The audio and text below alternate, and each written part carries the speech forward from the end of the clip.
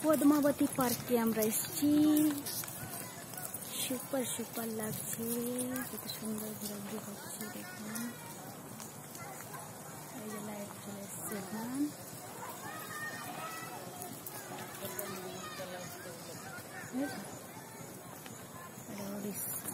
Padmavati park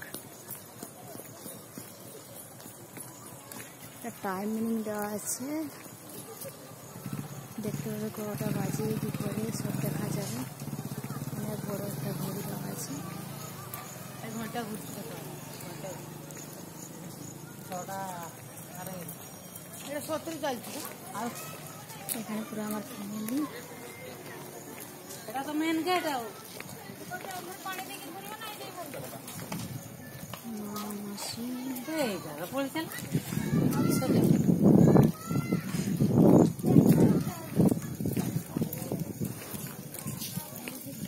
चलो